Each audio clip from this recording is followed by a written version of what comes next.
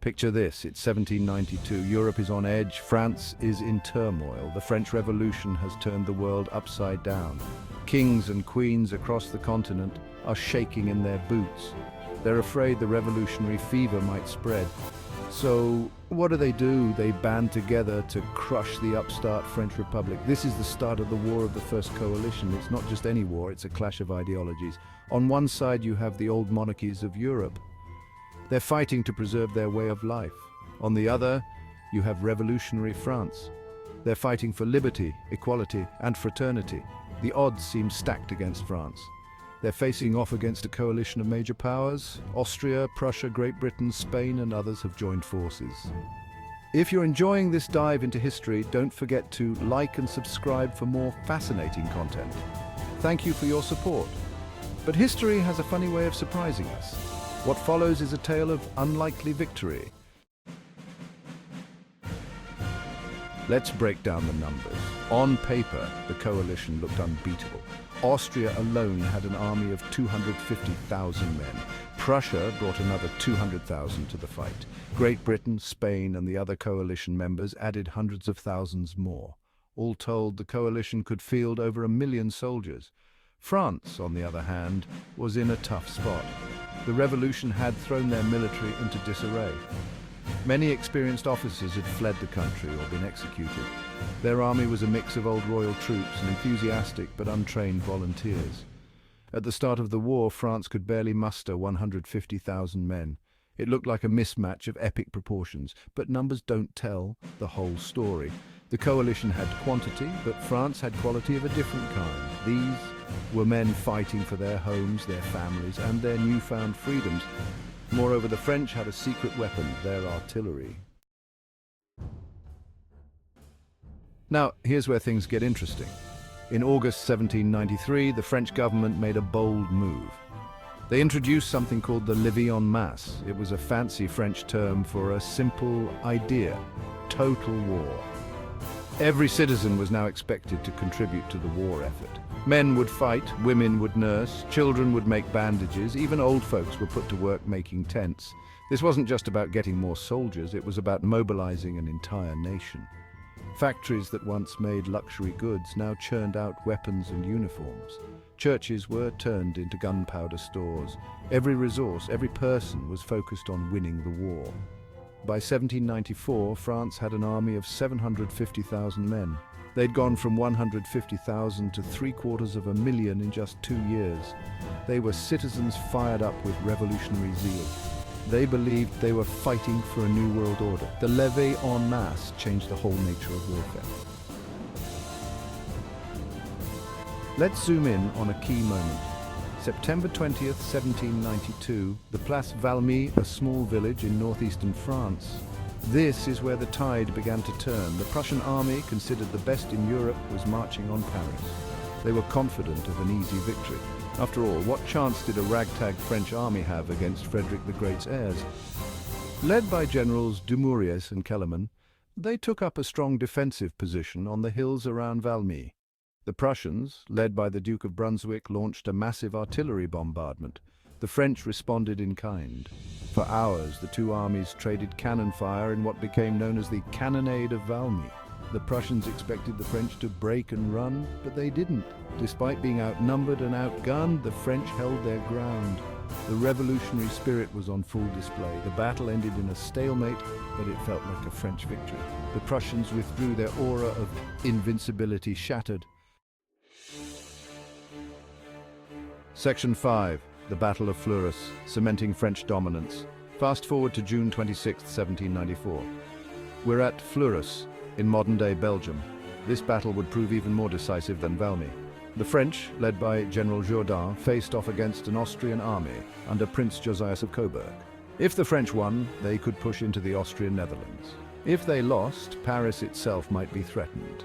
The battle was a slugfest. Both sides threw everything they had into the fight. The French had a secret weapon, a hot air balloon. They used a balloon for aerial reconnaissance, spotting Austrian movements. The fighting raged all day. As night fell, the Austrians retreated. The French had won a clear victory. It was proof that their new way of war worked. Section 6, Innovative Tactics, the French Way of War. Now, let's talk about how the French fought. They didn't just have more men, they had new ideas. The old way of war was all about rigid formations and set-piece battles. The French threw that playbook out the window. They fought with speed and flexibility. They moved fast, hit hard, and kept their enemies off balance. One big change was how they organized their army. Instead of one big force, they broke it up into smaller, more mobile units called divisions. Each division was like a mini-army with its own infantry, cavalry, and artillery.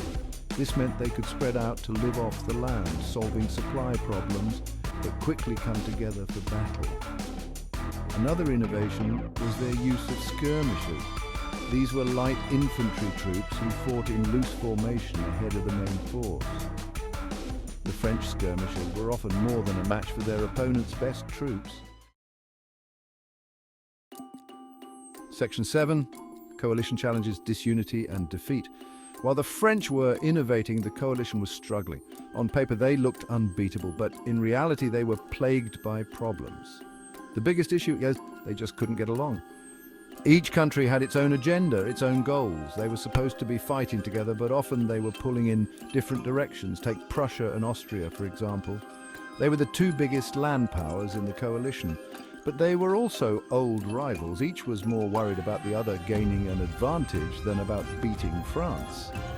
They'd hold back troops, refuse to support each other, and sometimes even sabotage each other's efforts. It was a recipe for disaster. Then there was the issue of command.